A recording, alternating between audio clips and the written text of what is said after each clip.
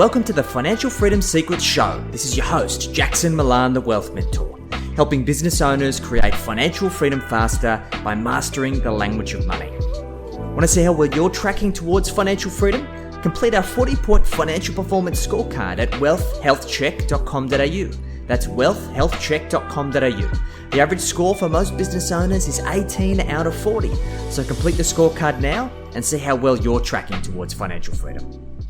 All right, g'day guys, Jax Milan, the Wealth Mentor, and we are here for another episode of the Financial Freedom Secrets Show. And I have a friend of mine, Rebel Black, here today to share some of her genius, her unique story and journey of what's got her to where she is, and hopefully share some amazing pearls of wisdom with you guys, giving you fresh perspectives of how you as a business owner can work towards creating financial freedom faster. So Rebel, thanks for joining us. How you doing?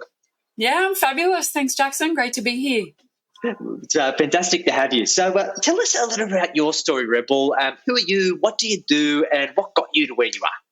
Well, big questions. I live in outback New South Wales in a little town called Lightning Ridge, which is roughly 70 kilometres south of the Queensland border and halfway across the state, for those that are interested.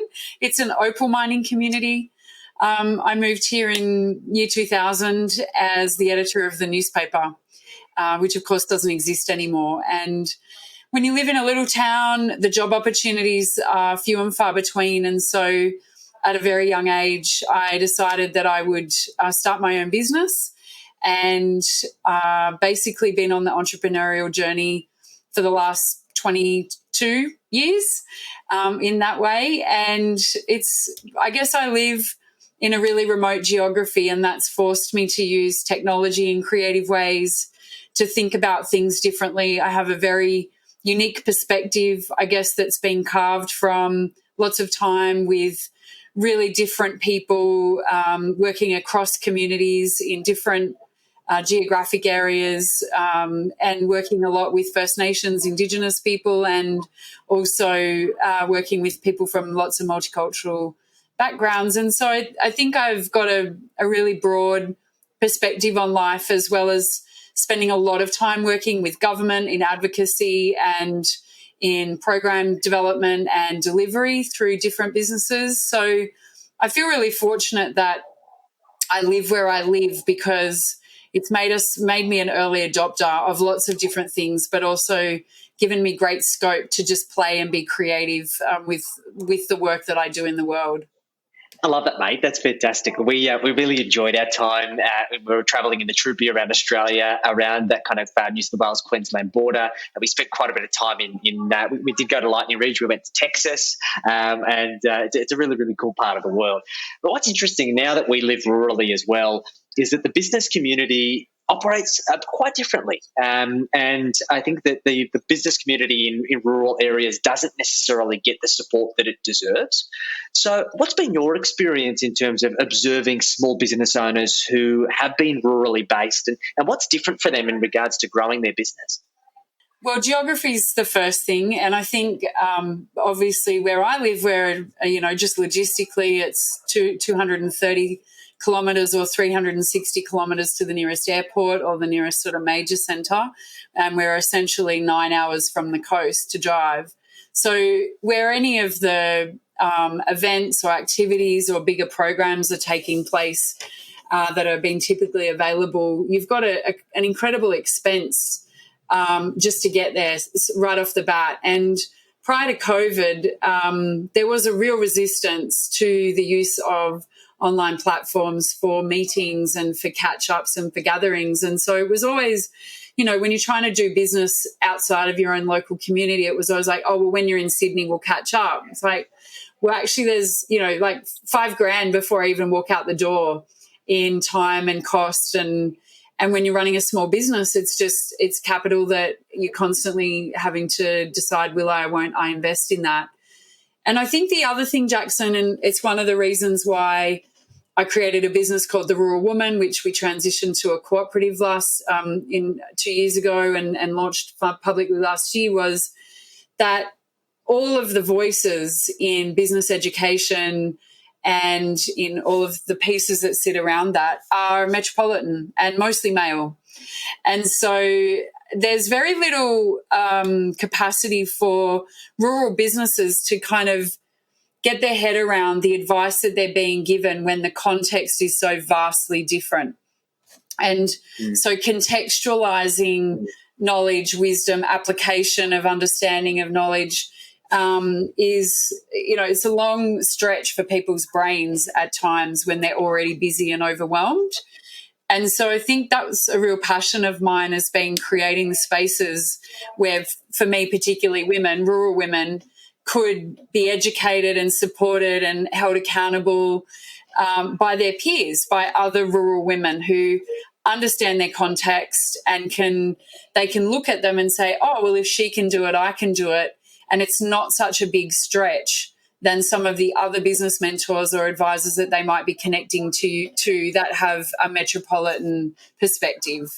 I think it makes so much sense, Rebel, and it's been interesting. We've seen, even in our own business, a lot more women from all different backgrounds become more excited and passionate about entrepreneurship and about getting their money in order and taking control of their future, whether it be from a financial standpoint or otherwise.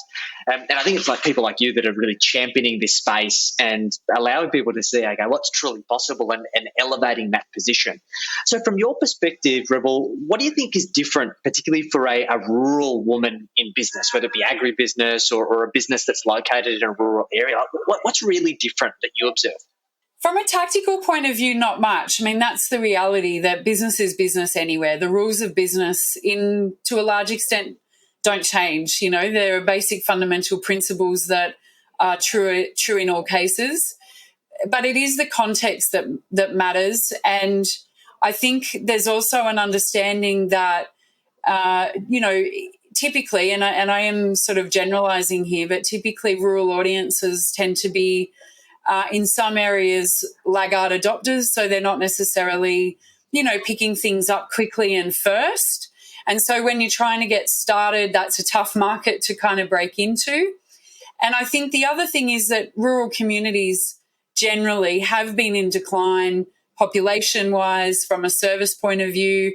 And so if you're trying to reintroduce something new into a community or bring a service back that has been out of town for a while, it takes a long time, and you really don't get the benefit of economies of scale on any front when you live in a rural or remote area. So I was just saying, years ago we opened a cinema. I was saying to someone the other day, it really takes like 7 years, minimum 7 years, that a small business in a rural community will need in order to be able to get legs. And so you've got to be able to financially, emotionally, kind of, physically be able to get yourself through those times, because that's what it takes to help people create new habits, create new buying patterns, to get them through the door.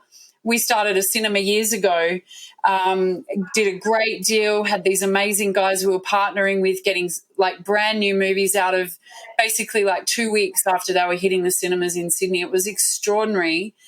And 3 years after we'd closed, I would still have people say to me, I must get out to the cinema one day.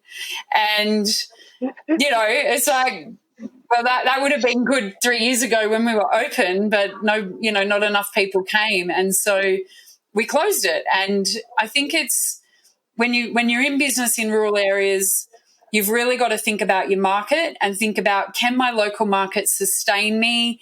Can I earn enough living, full-time in my business from my local area, or do I need to actually build a model that's a hybrid of an online, offline, or where I'm building, as I've done, a completely online business, and then, touch points into the local community so you can stay connected.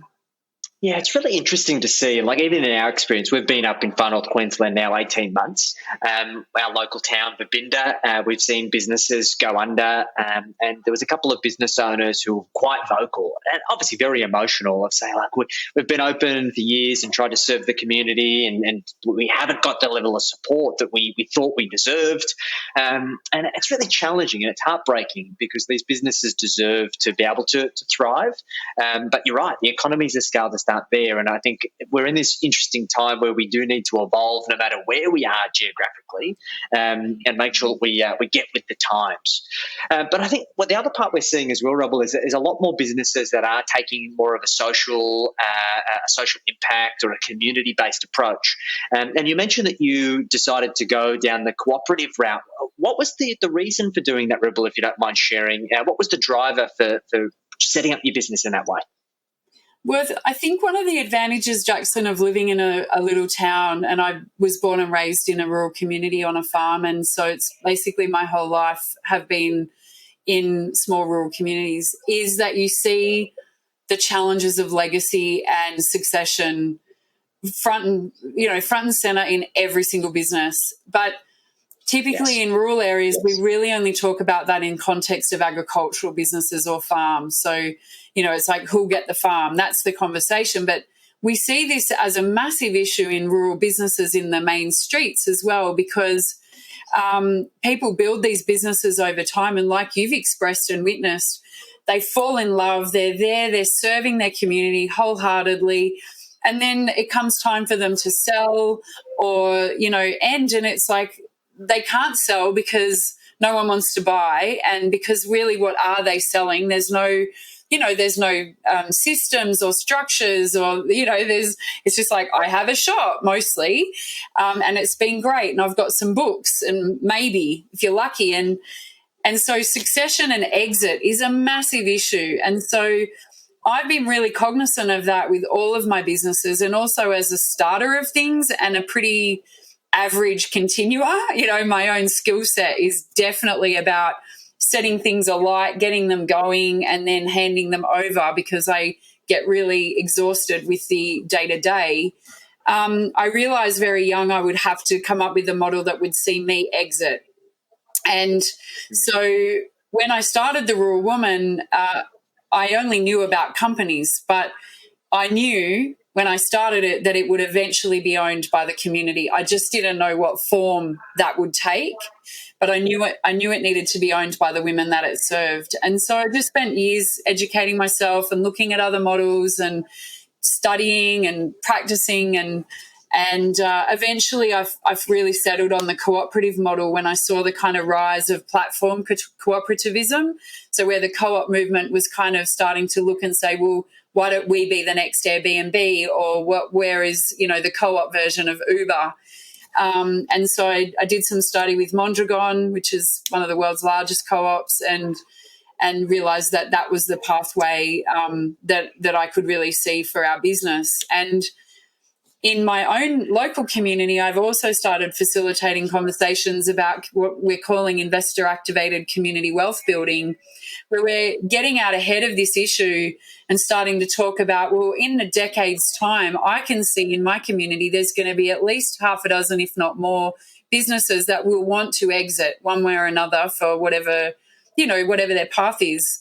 But we need them to be thinking about that, planning for it and talking about it and getting a plan in place now, so that it's not this massive issue or this massive loss that everybody goes at once, and then all the intellectual property, all of those key businesses are lost to the community. And I'm really excited about looking at opportunities where the community could acquire those businesses as part of their legacy and succession. And so, it's like, for me, it's just always thinking like, how am I getting out of this thing I'm getting into? And in community development, I've seen so many consultants and, people come into our rural and regional communities where they put time in and then they leave. They build something great and then they leave after 2 or 3 years, and that really great thing disappears. And it's really tiring. It's emotionally devastating for communities.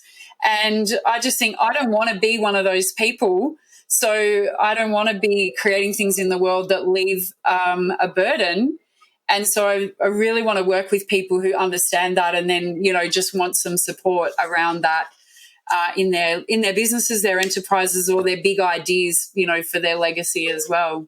That's beautiful, mate. I think when we first connected on this and had a conversation about it, I kind of had this light bulb moment. And look, I don't think many people have thought about this. I think many people in business overall, doesn't matter where they are, they're they're focused on the short term. They're trying to stay alive, right? They're trying to keep the business kicking on. And I think particularly in these rural communities, like perseverance is the common thread because it's challenging. It's a challenging environment. It's both from a geographical standpoint, but also from a business environment standpoint. The personalities, they do everything with sheer grit and determination. And I think that lends us to being very short-term focused and not thinking about the big picture. But then on the flip side here, Rebel, I observe a lot of, NGOs who get involved in this space from a very social standpoint, but they don't have that business nous, the commerciality to bring to the table, where we try and find this balance between good business sense and creating this legacy and this long-term impact. And I think you've brought this together really, really well. So credit to you. Yeah, well, thanks, Jackson. I think that was the other bugbear, I guess, that I was like looking to engineer a solution to, and that was the sheer number of not-for-profits in Australia. Like the number is ridiculous in terms of the serviceability of our population size, and I've seen so many women, particularly in my coaching, my early coaching years in business, where they can't get their business to work commercially, so they think, I'll become a not-for-profit. And so I'm like, but if you're a not-for-profit and you can't commercialize your business, your only customer is going to be government.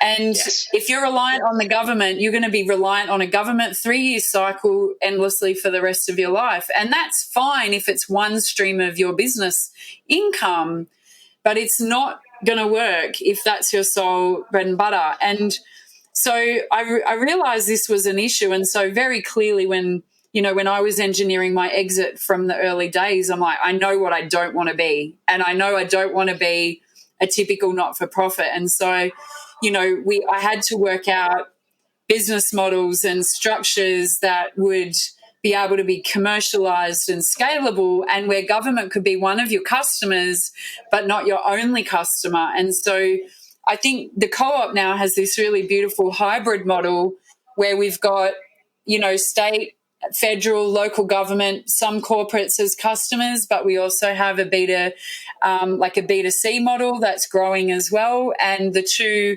work in synergy together. And so while it's a non-distributive co-op, it operates as a business that has advocacy as one of the things that it does, because that's basically what I did from the very beginning. And I thought, to go into social enterprise or to go into a not-for-profit because you can't make a business work is the wrong reason to go into that model.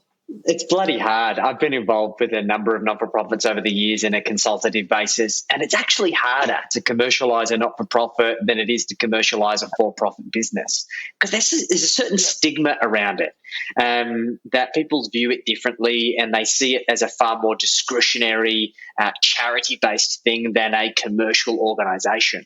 So in many cases, non-for-profits have it much harder than a for-profit business. And this is why I really like the balance of this social enterprise, right? You have a great commercial business and you give back with the surplus proceeds that you have available. So it's kind of best of both worlds, right? It is. And I think the other thing that was interesting to me, because we partnered with the university to do a kind of comprehensive research while we were getting ready to start the transition to this new model. And what was really interesting, though, Jackson, and this may be a rural, urban anomaly, or it might just be a community, sort of mindset. But the research the university found was very clearly that me being a sole founder was actually a barrier for people to buy. And that our audience, our community perceived that if it was collectively owned or a not-for-profit or a model like that they would be more likely to buy. And that was like shocking to me, because to be honest, I felt like that was the tall poppy in data. It kind of had moved this anecdotal thing that, we'll support people but only to a point. And at what point does that, so it's like we're almost like waiting for people we're like, will they make it? And if they make it, we'll get on board. And if they don't, we won't. But if they're a not-for-profit, they must be just in it for everybody else. And so, okay, we'll go in. And that really it really showed me where the mindset of the community was. And so it validated the decision, that my gut decision that it needed to be owned by the community. But it also made me realize just how even bloody harder it is to be an entrepreneur in a rural community and a woman. And these were other women too, who loved me, by the way, who were peers and colleagues and supporters, but still that existed. And so, it's just interesting to understand where the landscape that we're operating is. If you know it, you can work with it. And if you don't, then you're pushing up against brick walls that you don't even know exist, or you don't know why they're there. And often we start to blame ourselves and think we're the ones that are the problem, but it's not always. And look, it's all about finding the right data to validate your perspective as opposed to making assumptions. So I think that's a really important point. So Rebel, let's talk about the future. What's the future look like for you, and where to next with the co-op and your business journey? Well, the co-op's just going from strength to strength. And so I'm excited as the chairperson to be able to be less operational. We've got a great team coming into place. And so hoping that I'll be able to step into more of that advocacy work, really seeing the advancement of rural women and girls and helping the co-op to really achieve that mission. We had some policy that we put together a couple of years ago that was taken to the last federal election by the Greens. And so really want to start doing a lot more of that work that sees us start to reduce some more of those structural and systemic barriers that rural women and girls face. And from a business point of view, I've always got multiple startups on the go.